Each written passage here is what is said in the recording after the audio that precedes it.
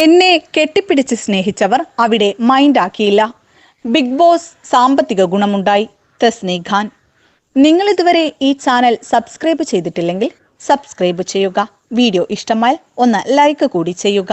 സ്ത്രീകൾ മിമിക്രി രംഗത്ത് സജീവമാകുന്നതിന് മുൻപേ ശ്രദ്ധേയായി മാറിയ താരമാണ് തസ്നി ഖാൻ.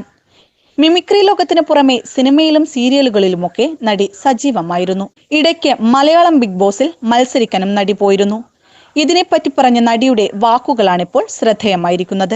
നടി ബീന ആന്റണിക്കൊപ്പം ഫ്ലവേഴ്സ് 1 കോടി എന്ന ടെലിവിഷൻ പരിപാടിയിൽ മത്സരിക്കാൻ എത്തിയതായിരുന്നു തസ്നി ഖാൻ. ബിഗ് ബോസിലേക്ക് പോയതിനെ പറ്റിയുള്ള അവതാരകന്റെ ചോദ്യത്തിന് മറുപടി പറയുമ്പോഴായിരുന്നു രസകരമായ ചില അനുഭവങ്ങളും തസ്നി പങ്കുവച്ചത്. ബിഗ് ബോസിൽ ഞാനായിട്ട് തന്നെയാണ് നിന്നതെന്നാണ് തസ്നി ഖാൻ പറയുന്നത്. കുറച്ച് സൈലന്റ് ആയി പോയി. അതിനകത്ത് കുറച്ച് വയലന്റ് ആവുകയാണ് വേണ്ടത്. പിന്നെ ഞാൻ നോക്കുമ്പോൾ പുറത്ത് എന്നെ കെട്ടിപ്പിടിച്ച് ഉമ്മ വെച്ചിരുന്നവർ അതിനകത്ത് കണ്ടപ്പോൾ എന്നെ മൈൻഡ് ചെയ്യുന്നില്ല. അവർ വേറെ ലെവൽ ഗെയിം കളിക്കുകയാണ്. എനിക്ക് സ്ക്രീൻ സ്പേസ് ഇല്ലാതെയായി. എന്നോട് അവർ മിണ്ടിയാലല്ലേ സ്ക്രീൻ സ്പേസ് എനിക്ക് കിട്ടൂ. അവരൊന്നും എന്നോട് ഒന്നിനും ഇല്ലായിരുന്നു. അങ്ങനെ അധികമാരോടും മിണ്ടാതെയായി. 1 മാസത്തോളം നിന്നതിന് ശേഷമാണ് ഞാൻ ബിഗ് ബോസിൽ നിന്നും പുറത്തിറങ്ങിയത്. അങ്ങനൊരു ഷോയിലേക്ക് പോയി എന്നതുകൊണ്ട് തനിക്ക് സാമ്പത്തികമായി നല്ല ഗുണം ചെയ്തു എന്ന് പറയാം. വലിയ സമ്പാദ്യം ഉണ്ടാക്കാൻ പറ്റുമെന്നല്ല പറയുന്നത്.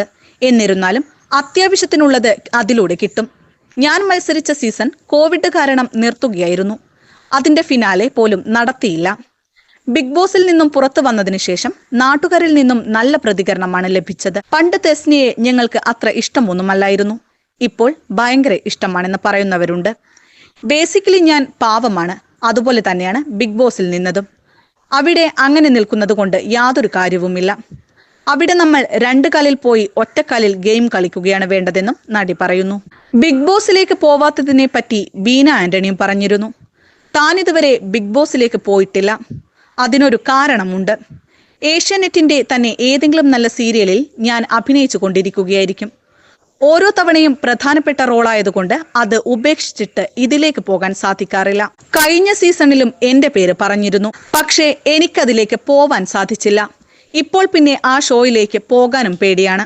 അതിനകത്ത് അതിജീവിക്കാൻ എനിക്ക് പറ്റുമോ എന്ന പേടിയാണ്. പിന്നെ ഞാൻ അഭിനയിച്ച കഥാപാത്രങ്ങൾ പുറത്തെടുക്കേണ്ടതായി വരും.